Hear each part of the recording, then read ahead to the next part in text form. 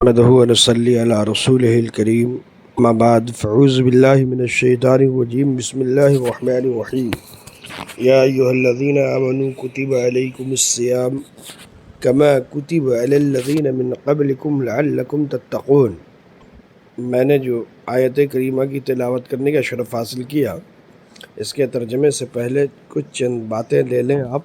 جیسے ہی میں چھتیس گڑھ کی سرزمین پر پہنچا تو ایک صاحب نے ایک ویڈیو دکھایا، شخص جو رمضان شریف کے روزے کا مکمل طور سے انکار کر رہا تھا اور یہ کہہ رہا تھا کہ روزہ مولوی مولانا کا بنایا ہوا روزہ ہے، ایسا کچھ بھی نہیں ہے۔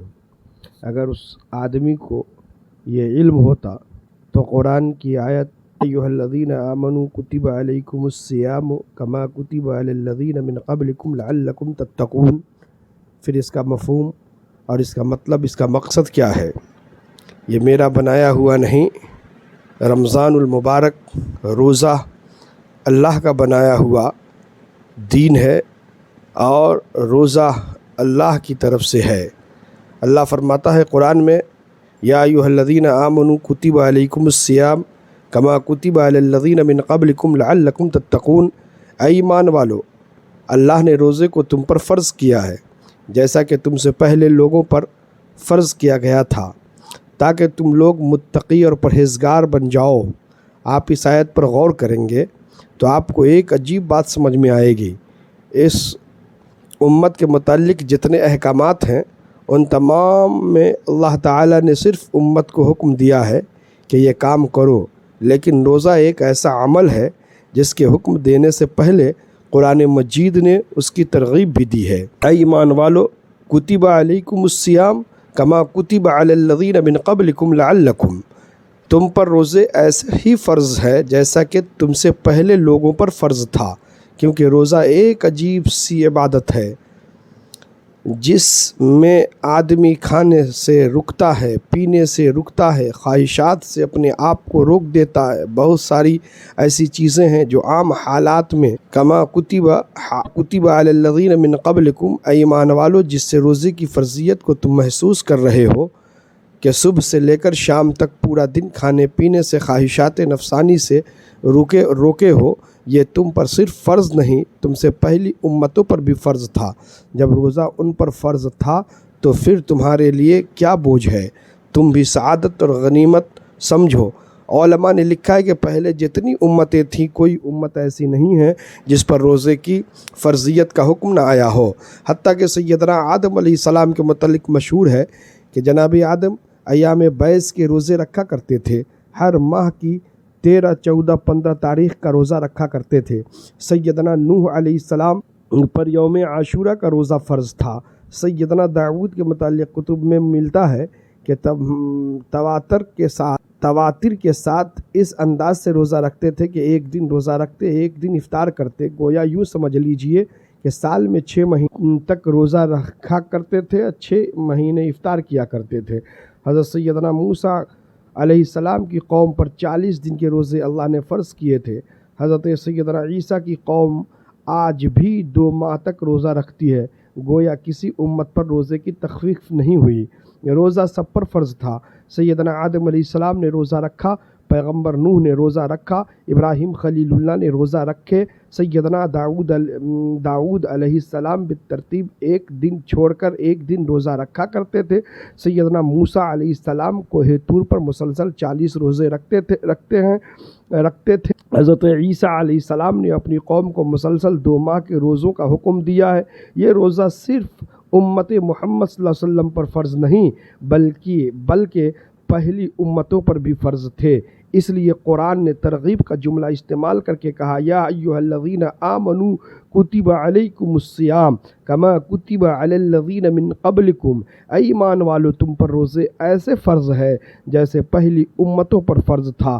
روزہ صرف آپ پر فرض نہیں، یہ وہ بڑی سعادت اور دولت اور نعمت ہے جو پہلی امت میں بھی تھی، آپ کو بھی ملی۔ کتابوں میں لکھا ہے کہ سیدنا آدم علیہ السلام اور ایام بیس کے روزے۔ سیدنا آدم علیہ السلام جنت سے جب زمین پر اتارے گئے، جنت کا حسن، جنت کے سارے کمالات جو آدم کو اللہ نے جنت میں عطا فرمائے تھے، اور یقیناً ہر جنتی کو جنت میں ملیں گے۔ بڑھاپا کبھی نہیں آئے گا، بیمار کبھی نہیں ہوگا، زندگی کبھی ختم نہیں ہوں گی، کبھی کوئی پریشانی نہیں آئے گی، مسلسل نعمتیں ملیں گی، ایسی نعمتیں جن پر کوئی زوال نہیں آئے گا۔ اتنے بڑے کمالات کو حاصل کرنے کے بعد سیدنا آدم جب جنت سے زمین پر اتارے گئے تو بہت بڑا فاصلہ تھا۔ سیدنا آدم علیہ السلام سراندیپ انڈیا کا ایک علاقہ ہے، وہاں پر اترے۔ حضرت حوا جدہ میں اتریں، ایک دوسرے سے دونوں جدا ہو گئے۔ ایک طرف سیدنا آدم علیہ السلام کو مسلسل اللہ کا خوف، اللہ کی جلالت کا ڈر کہ اللہ تعالیٰ نے حکم دیا تھا لا تقربوا هذه الشجرہ، بھول کر نسیان کے طور پر قرآن کہتا ہے آدم دلی طور پر وہ کام نہیں کرنا چاہتے تھے، بھول کر کام کر بیٹھے۔ ایک تو اس کا خوف تھا، دوسرا رفیق حیات سیدہ حوا بھی جدا ہو گئیں، دونوں میں بہت بڑا فاصلہ تھا۔ دونوں ایک دوسرے کو تلاش کرتے کرتے جہاں میدان عرفات ہے، اس عرفات میں ایک پہاڑی ہے جس کو جبل نور کہا جاتا ہے، اس پہاڑی پر سیدنا آدم اور سیدہ حوا کی ملاقات ہوئی۔ ملاقات کے بعد سیدنا آدم مسلسل روتے رہے، اللہ کے حضور گڑگڑاتے رہے۔ اللہ نے توبہ قبول فرمائی۔ جناب آدم علیہ السلام نے کہا ربنا ظلمنا انفسنا وان لم تغفر لنا وترحمنا لنکونن من الخاسرین۔ توبہ کے اعلان کے بعد ایک دن سیدنا آدم علیہ السلام نے اپنا چہرہ آئینے میں یا پانی میں یا کسی چیز میں دیکھا۔ دیکھنے کے بعد یہ احساس ہوا کہ جو حسن اللہ نے مجھے جنت میں عطا کیا تھا، جو کمالات مجھے جنت میں ملے تھے، جو خوبیاں مجھے جنت میں ملی تھیں، جو جوانی مجھے جنت میں ملی تھی، جو انعامات مجھے جنت میں ملے تھے، جنت سے زمین پہ آنے کے بعد وہ حسن چھن گیا، کمالات ختم ہو گئے، خوبیاں امتحان کے طور پر واپس لے لی۔ آدم کو بڑا احساس ہوا، انتہائی دکھ ہوا، آنکھوں سے آنسو جاری ہو گئے۔ اللہ کی بارگاہ میں درخواست کی اے اللہ، اگر تو مجھ سے راضی ہے میرے اس حسن کو دوبارہ مجھے لوٹا دے تاکہ میں تیرے اس انعام اور احسان کو دوبارہ دیکھ سکوں۔ تو اللہ کی طرف سے آواز آئی آدم، اگر اپنے ان کمالات کو واپس لینا چاہتے ہو تو پھر تمہیں روزے رکھنے پڑیں گے۔ 13، 14، 15 تاریخ کا روزہ اتفاق کی بات تھی۔ وہ ایسے دن تھے کہ جن دنوں میں رات کو چاند منور ہوتا تھا، دن کو سورج روشن ہوتا تھا، دن بھی روشن رات بھی روشن، اس لیے رات اور دن کی روشنی کی وجہ سے ان دنوں کو ایام بیس کہا جاتا ہے۔ سیدنا آدم علیہ السلام نے 13 تاریخ کا روزہ رکھا، چہرہ دیکھا، حسن میں اضافہ نظر آیا۔ 14 کو روزہ رکھا، حسن میں اضافہ نظر آیا۔ 15 کو پھر روزہ رکھا، وہ کمال اور خوبیاں جو ضائع ہو چکی تھی اللہ نے دوبارہ لوٹا دی۔ جنت کا گیا ہوا حسن دوبارہ واپس آ گیا، گئے ہوئے کمالات دوبارہ واپس آ گئے۔ اس پر آدم اللہ کا شکر ادا کرنے کے لیے ہر مہینے 3 دن روزہ رکھا کرتے۔ ان سب کو سننے کے بعد اگر کوئی یہ کہے کہ یہ روزہ مولوی مولانا کا بنایا ہوا ہے تو اس سے بڑا احمق، جاہل، گنوار نہ دنیا میں تھا، نہ دنیا میں ہے اور نہ دنیا میں ہوگا۔